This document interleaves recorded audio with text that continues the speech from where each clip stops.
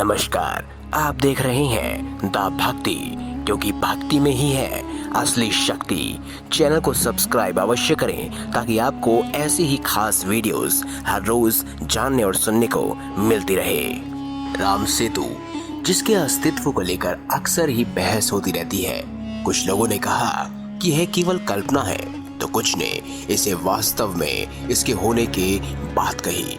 राम सेतु एक पुल है जिसका जिक्र रामायण में किया गया है। धार्मिक महत्ता के अनुसार राम सेतु वह पुल था जहां श्री राम के नाम के पत्थरों को पानी में फेंका गया, लेकिन वह डूबे नहीं बल्कि पानी में तैरने लगे और इसी तरह वह लंका तक जाने का रास्ता बना। दिलचस्प बात तो ये है कि स्कंद पुराण, विष्णु पुराण, अग्नि पुराण और ब्रह्म पुराण में राम सेतु का उल्लेख मिलता है।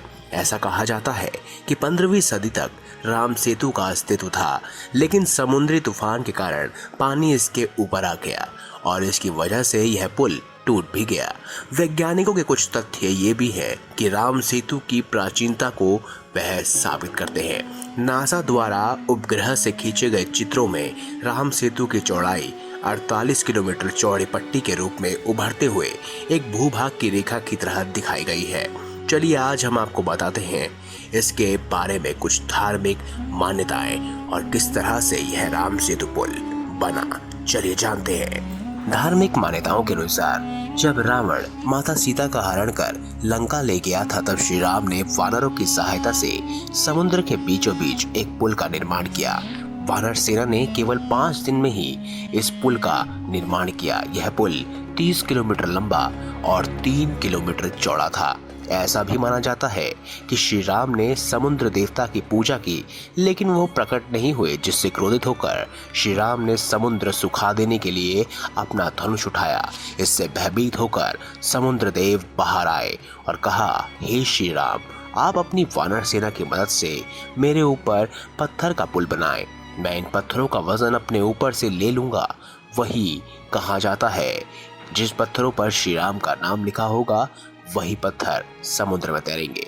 इसके बाद नल नील ने इस पुल को बनाने की जिम्मेदारी ली, जो कि उस समय में उस पुल के ये कहे कि इंजीनियर थे।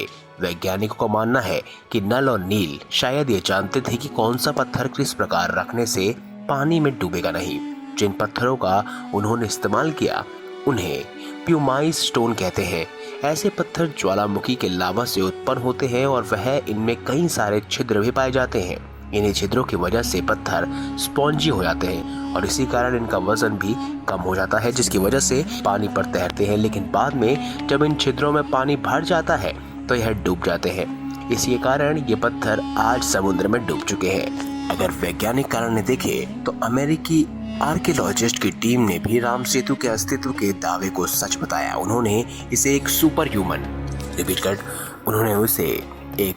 ह्यूमन अचीवमेंट बताया है। अध्ययन रिपोर्ट की माने तो भारत श्रीलंका के बीच 30 मील के क्षेत्र में बालू की चट्टान पूरी तरह से प्राकृतिक है, लेकिन उन पर रखे गए पत्थर कहीं और से लाए गए प्रतीत होते हैं, जो करीब 5-6 साल पुराने बताए जाते हैं। श्री राम नाम का चमत्कार, जिसे वैज्ञानिकों ने भी अपनी मोहर लगाई है और नासा भी और यहाँ तक कि गूगल भी इस बात की पुष्टि करता है कि राम सेतु असली में था।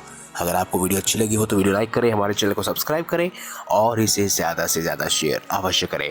धन्यवाद।